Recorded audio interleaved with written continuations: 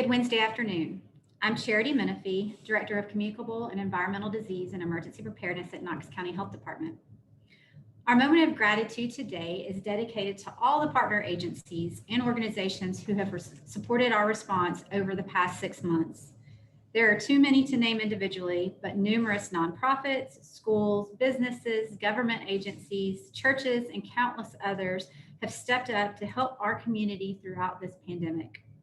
They have provided assistance to those who've lost a job, food, housing, and many other crucial resources and services. Their selfless work is just one example of what makes this community such a great place to live. Today's example of a real-world way to implement the 5 core actions is visiting a park. Whether it's a greenway, local city or county park, state or national park, there are important steps that you can take to protect yourself and those around you. Fortunately, we don't have to travel very far to enjoy these parks, and spending time outdoors is a great way to just exercise and relax. When planning a trip to a park, avoid visiting the crowded parks or parks at crowded times or crowded campgrounds. Stay at least 6 feet away from people that you don't live with. Remember to take your mask so you can wear it if social distancing isn't possible. Avoid high-touch surfaces. Be sure to pack hand sanitizer. And if you're meeting friends or family you don't live with, don't share items with them like food serving utensils. And please, while being outside is thought to be lower risk, it doesn't replace the need to social distance and wear a mask when you're in close contact with folks. As a reminder, the Board of Health meets tonight via Zoom at 5 p.m. The public may watch the meeting live on Knox County's YouTube channel or the Knox County website. It also may be viewed later on community television. This week, today and Friday, we continue testing at the Jacob Building in Shawhowie Park from 9 a.m. to 3 p.m. And now we'll move on to the local situation. We have 68 new confirmed cases since yesterday's report, giving us 4,936 confirmed cases of COVID-19 in Knox County since March. Additionally, we have 171 probable cases. 2,855 of our cases have recovered, giving us 2,207 active cases. 223 individuals have been hospitalized at some point in their illness, and 29 of those Knox County residents are currently hospitalized. And I'm saddened to report that we have 1 additional death today, bringing the total number of deaths to 45. Before we get to the benchmarks, we wanted to report that we have conducted a thorough data review for those who have passed away related to COVID-19. This has provided us opportunity to clean up demographic data such as age, gender, and race and ethnicity, in addition to confirming the date of death. There may be some slight changes in the data, which have been reflected on the website. Please note that the information received about COVID-related mortalities comes from hospitals, healthcare providers, hospitals, which are healthcare providers, the Regional Forensic Center, and the State Medical Examiner's Office, and sometimes all 3 of those. During the data cleaning process, we identified 2 individuals that were duplicates within the data. This is why the total on the website appears to be less than it was yesterday, even though we lost another resident today. As we have done in the past, anytime we discover a reporting error or change, we will address it publicly. We take integrity of our data very seriously. Now we'll transition to the benchmarks. As a reminder, for the majority of our benchmarks, what we want to see is no 3-day statistically significant shifts within a 2-week time period. Every day we look back at the previous 2 weeks. That's what a rolling average is.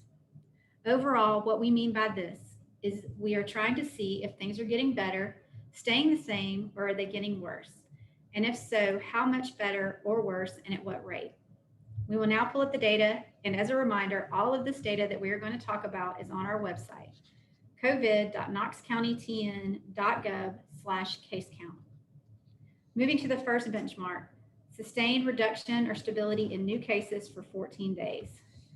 To illustrate this benchmark, we have a bar graph that shows previous cases, new cases, and the growth rate over time. We are marking this benchmark as yellow because we saw 1 3-day shift of yellow flags in the reporting period. That said, new cases appear to be stabilizing, which is encouraging.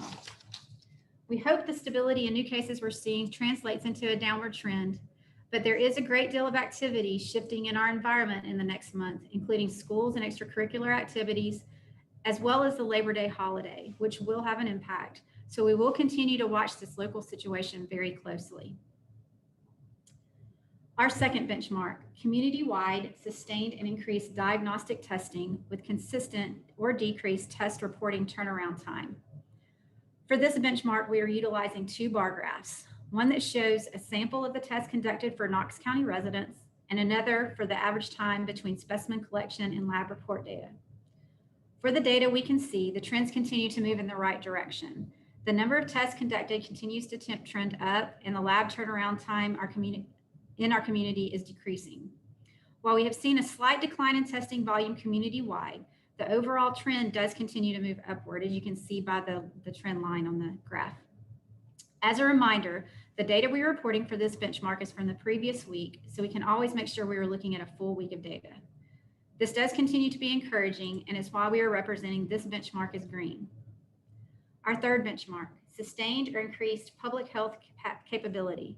For this benchmark, we aim to reach out to cases within 24 hours and close contacts within 48 hours. To date, throughout this pandemic, we have accomplished that for all of our cases and contacts. Because of that, this benchmark continues to be represented as green. Our fourth benchmark, healthcare system capabilities remain within current and forecasted surge capacity. These graphs show the availability of regional hospital beds, ICU beds, and ventilators from our hospital partners. It also shows the additional surge capacity for these categories, as well as the COVID positive patients and the patients with a pending test result in the hospital. These data are gathered from the information hospitals put into the Tennessee Healthcare Resource Tracking System, or HERTS. It may reflect Knox County, the East Region, or patients from other jurisdictions. For this benchmark, the traffic light is yellow. We did experience a few days of flags, but overall hospitalizations have been trending downward. After speaking with our hospital partners, they stated this benchmark should be represented as yellow. The hospital systems continue to meet daily, assess the situation, and plan their response together. As always, decisions regarding how to classify this benchmark as green, yellow, or red are made in concert with our hospital partners, as well as taking all of the data into consideration. In our fifth benchmark, sustained or decreased COVID-19 related death rate for identified positive or probable cases. For this benchmark, we use a graph that shows reported deaths of Knox County residents by date of death. This benchmark is reported as red because we continue to see a statistically significant increase in deaths. While this benchmark is still generating flags in our monitoring systems and no deaths are acceptable, the rate appears to be stabilizing. As always, our thoughts and prayers continue to be with all of those who have lost someone to COVID-19. And with that, we'll open it up for questions.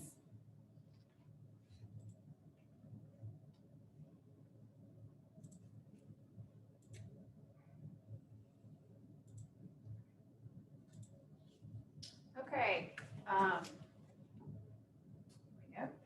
Our first question is from Alan Sims here. Statewide numbers of reported daily cases have dropped recently in direct proportion to a reduction in testing.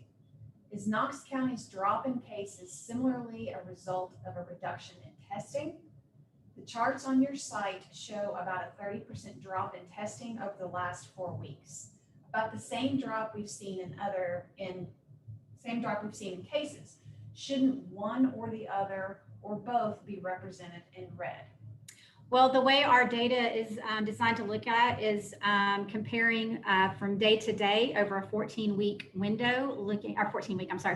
window, the previous 14 days, to look at changes and fluctuations in the data there.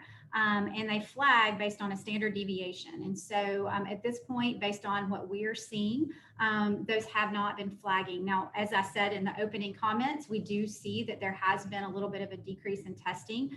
There was a huge spike a few weeks ago when there was a lot of nursing home testing happening all at one time.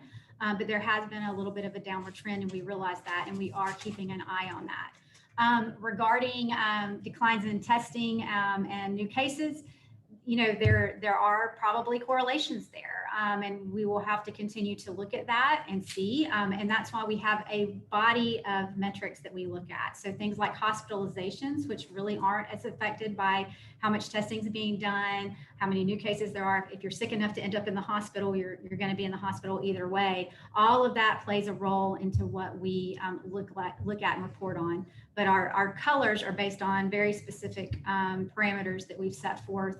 And we will continue to do that. Okay, we have a question from the News Sentinel.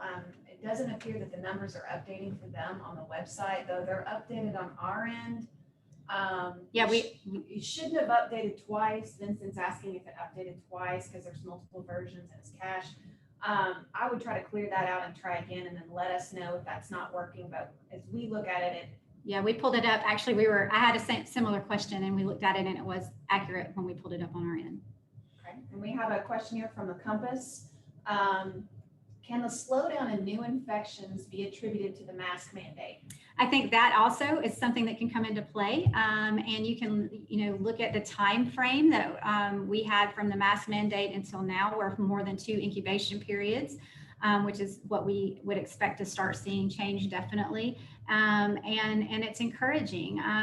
Correlation and causation isn't always the same thing, but something happened, and we are happy to see that the rate seems to be stabilizing and hopefully on a downward trend at this time. And we do believe that the increased mask wearing in public is having an impact. All right, a question from Cole with WBIR. Our case count benchmark is yellow for the first time in a while. Is that good news? Should people relax their COVID prevention behaviors? Absolutely not. People should continue. We cannot let off the gas. Having a few days of encouraging trends is good, and we need that. I think everybody needs to hear it, but that doesn't mean that the virus is gone. It's absolutely still here in the community, and we don't want things to spike back up. So we want everybody to continue to practice the 5 core actions everywhere to help prevent the spread of this infection. All right, Megan with WVLT. Data released earlier this week showed a high percentage of clusters connected to community gatherings. What advice do you have for the Knox County community on how to prevent those numbers from increasing? And in addition, does the health department plan to present any data in support of the proposed limit on social gatherings at tonight's Board of Health meeting?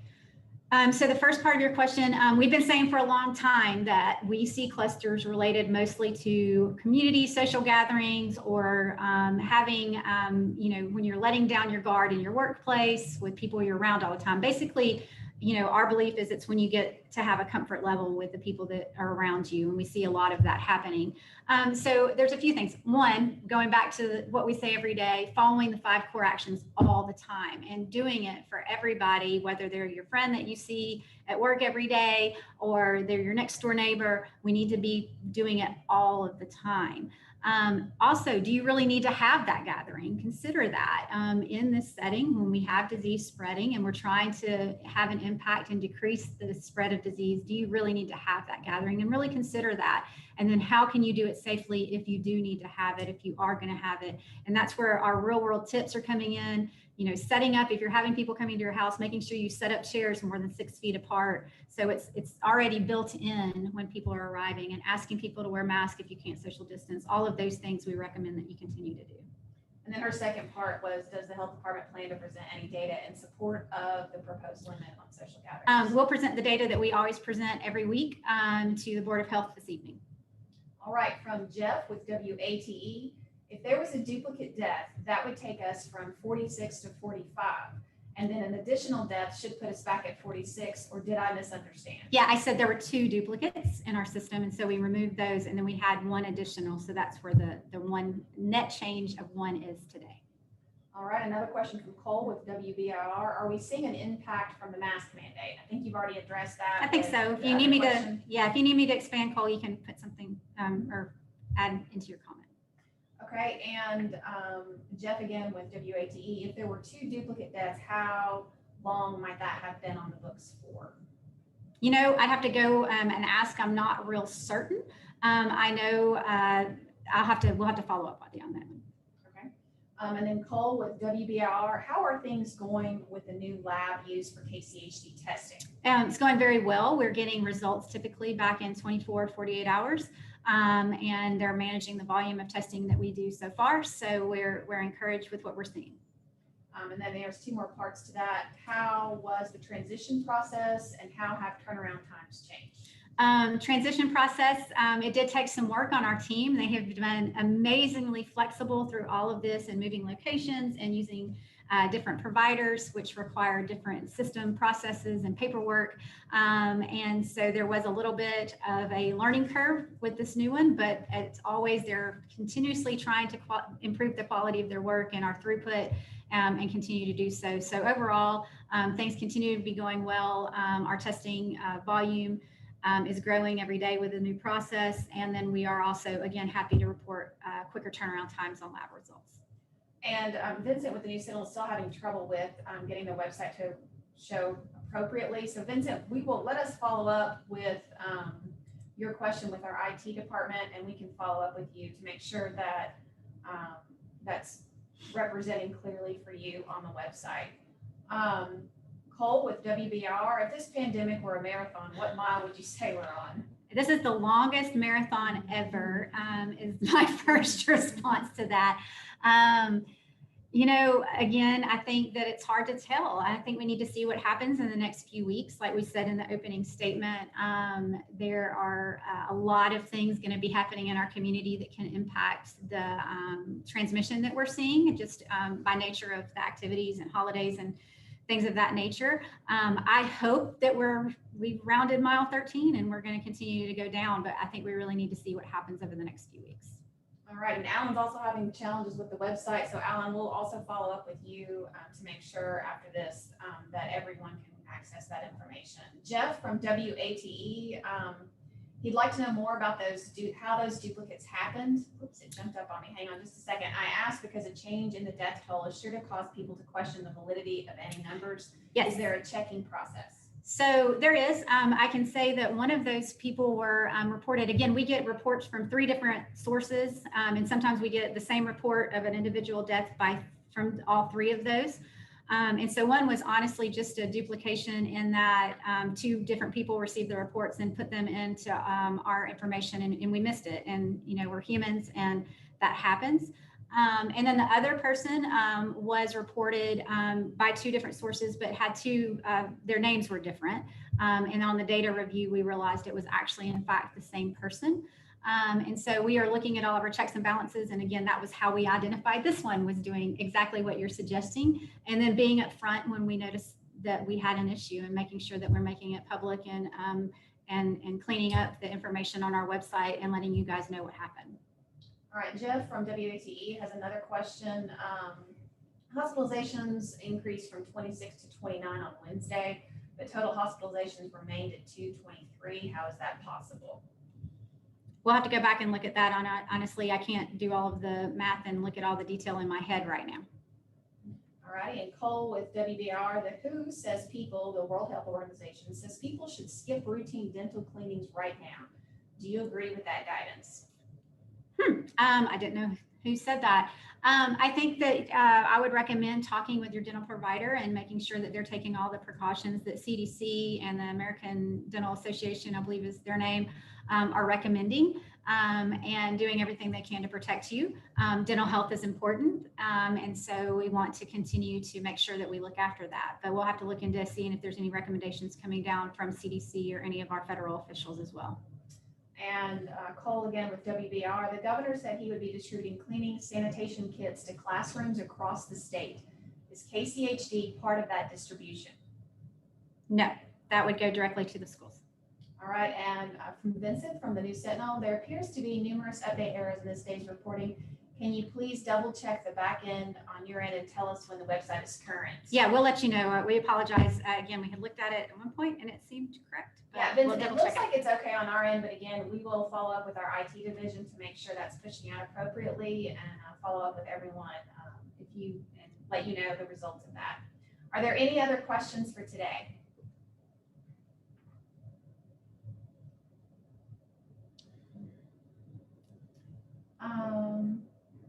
Vincent typed 1 second, so we'll give it just a minute. Okay.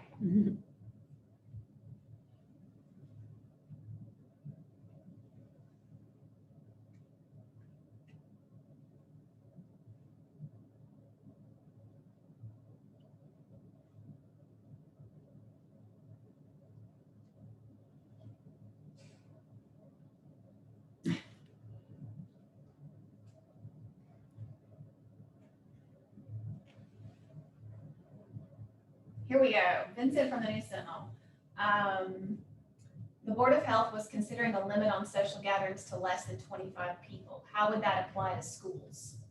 The Board of Health recommendations don't apply to schools. That's a separate entity, and they follow Department of Education guidance. And Cole, thank you for letting us know with WBR that you can see the data there at the station. So I'm glad it's working for you guys. And for the others who are having problems, I'm so sorry for that. We will follow up with you. That appears to be all the questions for today. So thank you for joining us, and we'll see you again on Friday.